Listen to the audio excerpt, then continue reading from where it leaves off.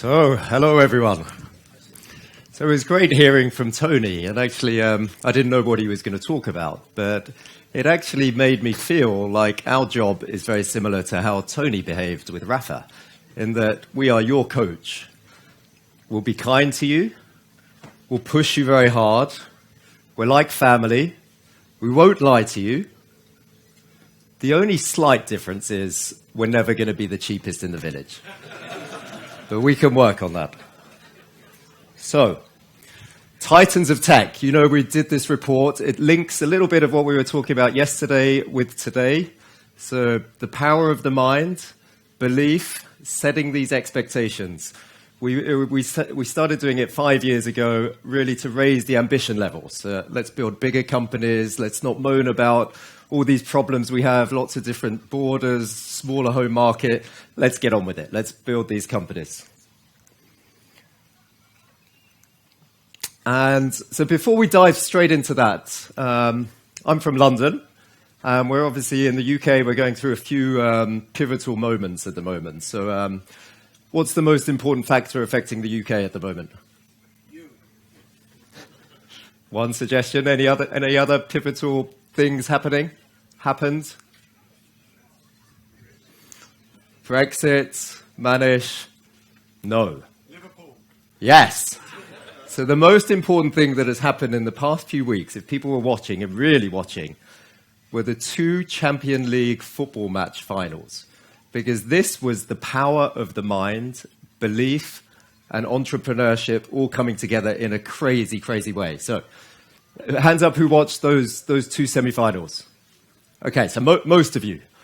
Liverpool beating Barcelona should never have been able to do that. I mean, they were playing the best team in the world, need to score 4 goals. So the power of the mind and belief, not just of the players, but of 60,000 mad Liverpudlians in the stadium, that's what propelled them on. Then the next day was even more bizarre. So my team, I've always been a Tottenham fan, and being a Tottenham Hotspurs fan is very painful. You live through all these years, we never win anything, we always get very close, and then we fail at the last minute. So this has been a hard courtship for me.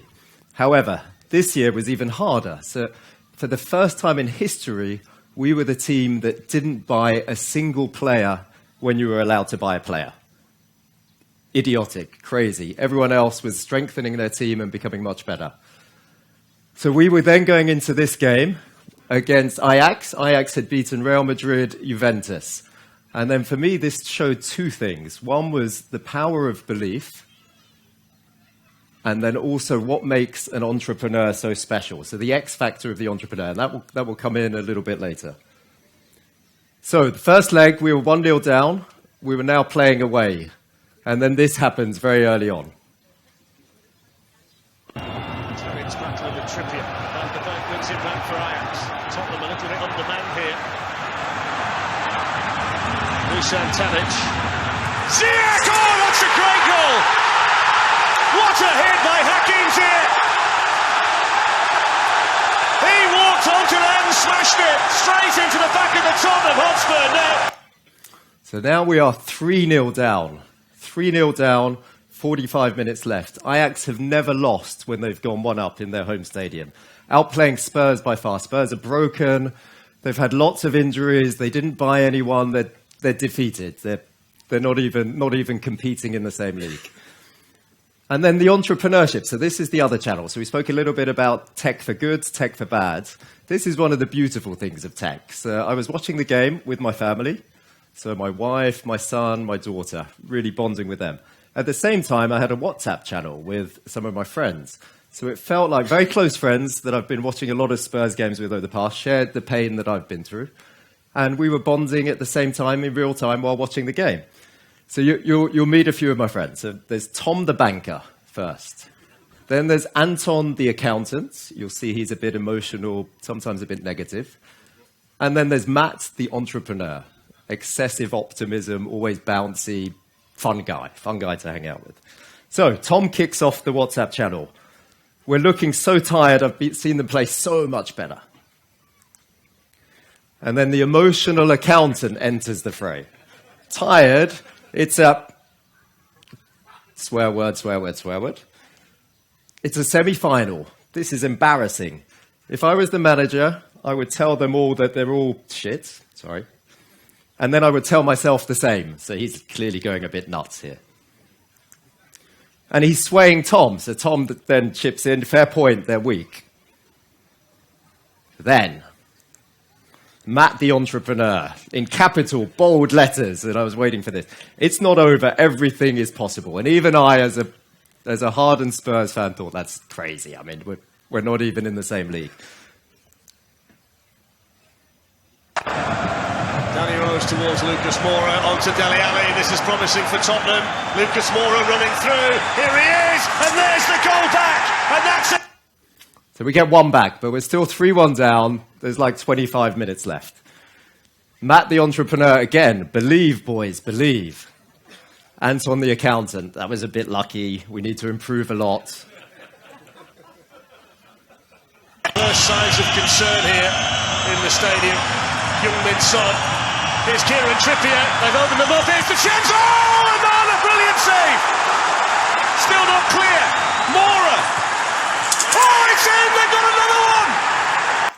So an incredible goal. Tom the banker. He's switching now. He's getting swayed towards Matt. We're all over them now. Anton comes in again. Too little, too late. We have no time left. And this was actually, as an accountant, this was factually correct. The time was over. So, Matt the answer was 96 minutes had gone. We'd played 6 minutes more than we should have. Ajax were blowing the whistle, 80,000 fans going crazy. Matt the entrepreneur, one last push, throw everything at them. So we then took off all of our defenders, put on all strikers. Last kick of the game, almost. Batista licks away. Ben Davis with a tackle. Here's Son. Sissoko. Here's Dele Alli. Here's Lucas Moura. Oh, they did it! I cannot believe it! Lucas Moura with the last kick of the game. The Ajax players collapse to the ground. Tottenham Hotspur are heading to the Champions League final. Anton the accountant, first in. Superstars, gods, legends. I've never felt happier. Let's go to Madrid. Matt the entrepreneur. And this is very telling. Book your flights. I booked 5 hotel rooms 3 months ago for $200. They're now going for £1,000 per night. So he's also made a 500% return during the game. Belief. So there was the aftermath of the game came out afterwards. And Pochettino is an Argentinian manager. And he said something very telling at half-time, which then became known in the press, was that he said to his players, we will lose sometimes, of course we will, but I will not have any team of mine losing, believing they will lose. You go out there and believe you can win. And these tired players, very tired players, had played a lot of games. They then went out and did that amazing journey. So it shows, and it does show, I mean, if I think back to our history, when Hugh, Per, myself first set up the business, we were in our mid-20s, and everyone was telling us, you can't set up an investment bank. You haven't got enough experience. You need to be in your 40s. And in reality, if you're rational and sensible and smart, they were right. I mean, we didn't have the experience when we first set up. The one thing we did have, though, was this unwavering belief. And we kept setting ourselves goals. We kept saying we're going to become the biggest, we're going to become the best. And this has stuck with us throughout our history. And we were inspired by a lot of the entrepreneurs we worked with. And I think now when we talk about it internally, we say, we're going to build the KKR, the Blackstone of tech. And that's crazy. I mean, that's so much bigger than us. But that is our belief. That is our aspirations. And we're going to do what it takes to get there. And then I think there was a classic interview with Niklas from Delivery Hero yesterday. And he said one thing that I think Per and I were sitting next to each other and said, that's what we should be thinking. And he said, we're the go faster Amazon. And to think like that, Delivery Hero, huge company, but nowhere near the might and power of Jeff Bezos and Amazon, but we're going to go faster. We're going to outcompete. Bruno said something as well. And there is something bizarre here. You set it in your mind, you visualize it, and then it happens. If you're not setting that belief, that target, it's never going to happen. There's no way it can. The forces cannot help you. And that's why we do this report. It's about raising our ambition levels. We started off small. We're now going to bigger and better levels. And everyone in this room has a responsibility to keep driving that. One of the best things about doing this report is we get to talk to some of the amazing CEOs in the ecosystem and just learning a little bit from them. So these are a few quotes that came. So that's Daniel Ek from Spotify. This is Sophia Benz, who launched Spotify in the US. Jose Neves from Farfetch, and Denis Ladiguerre from Believe Digital. And these are all people that we've spoken to recently, contributing to this report and sharing some of their tips. So one of the first tips that came out, and I think this is very relevant for this group because I've had a few conversations with you, one of the hardest challenges, and we also see this in our business, is recruiting talent. And many of the CEOs would say to us, we're going through hyper growth now.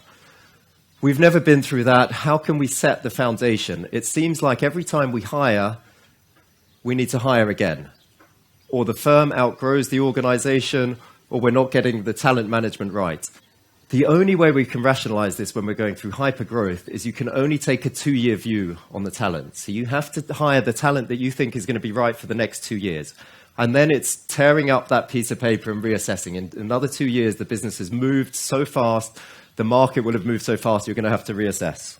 So it's very hard to recruit. You're a startup, you're going out, you're competing against the big players. It's really hard to persuade them to leave and join your startup. Then all of a sudden you hit a run and you become the player. You become the name that people want to join. So you think it's easy street. This is great. I can attract all of the big names from the industry. The chess game on steroids. What does that mean? And it's when we spoke to Jose was probably the best mind on this. He said you've always got to think 3 steps ahead of where the industry is going. So when he entered the market, Net-a-Porter was the invincible force, selling luxury fashion, an unbelievable following, very strong growth. It looked like it was impossible to disrupt. He then said, but fast forward 3 years from now, what will the industry look like? And what are Net-a-Porter's biggest weaknesses? He then identified the 2 biggest weaknesses, and they were the fact that they had to buy very expensive stock and take 100% risk on that stock, very subject to seasonal differences. And the second was they had no physical presence. They were only online. Jose then went out and set up Farfetch. And Farfetch was a genius idea because he had to buy no stock. He just bought all of the boutiques from across Italy and the world together and then took them to the consumer so you could buy any clothes from Milan, from Paris, from London, from those boutiques through your app.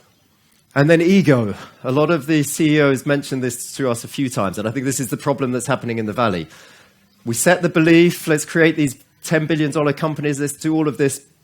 But that also has impacts on our founders' ego. And I think all of us, as we become more successful, it's a natural progression. Your ego grows. You've got to keep that under check. You've got to take the team with you, not act in the way some of the Silicon Valley CEOs are. So I think Europe can learn from what's happening in the Valley. We've got to stay grounded, stay humble.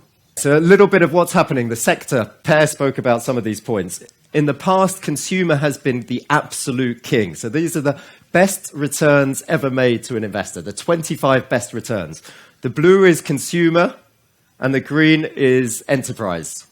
72% of all of the best investments like Flipkart, Alibaba, Facebook, Google are consumer-facing.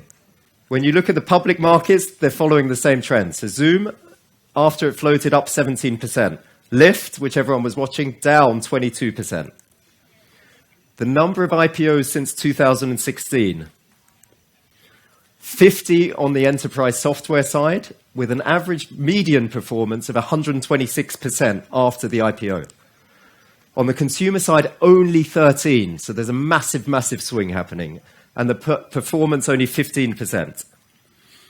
And when we dig into this, we spoke a bit about this in the old days. IBM, Oracle, Microsoft, they had this huge protection around their businesses. They controlled the distribution. They controlled their customers. If we think about what's happening now, the cloud has totally opened up that marketplace, which allows companies like Slack and UI to attack. What's happening on the consumer side is the reverse. So Facebook has become the IBM, the Microsoft. They own the customer. And this was shown most starkly with Snap. So they tried to buy Snap, Snap refused. They then just launched the same features. They launched Stories. Within a very short period, because they own the consumers through all of the other channels, they were out competing Snap. So they have this moat around the customers now. And why we do this job is discovering some of these super fast growing. So the fastest growing enterprise software company now, Slack has been the one since it was founded. UiPath is a company in Romania that is now currently the fastest growing enterprise software company in the world. And it touches on the automation point. So it creates little bots that replace doing those super manual, very boring tasks. It's gone from 8 million in revenues to 200 million in revenues in 2 years. In 2016, so when Hugh, Per, and myself was running around trying to do some of these 100 million raises, this is the group we would go to. It was the venture funds in Europe, and you'd have to cobble 6 or 7, 4 or 5 of them together in order to raise a significant round. When we think about 100 million or 200 million raised now when we're advising, this is what happens. You've got so many buckets. So the big buyout funds, many of them have set up billion-dollar funds. The US funds have come out. In fact, there's a 100% increase in the number of 100 million rounds from the US in Europe. Asian funds have come in, sovereign wealth funds, strategics. I think everyone was surprised when they saw the Amazon Deliveroo round, 535, a game-changing round for the industry.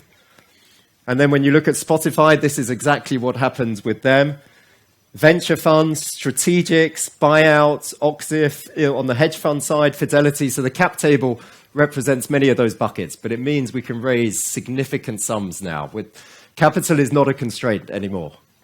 ByteDance, just to give a quick profile and speak to Elsa, she will know it well, but this company has come out, founded only in 2012, revenues of $7.4 billion, using machine learning to really deliver unbelievable content feeds, so personalized content. TikTok, all of your teenagers will be using it. It's the most downloaded app, out competing all of the apps in the US at the moment.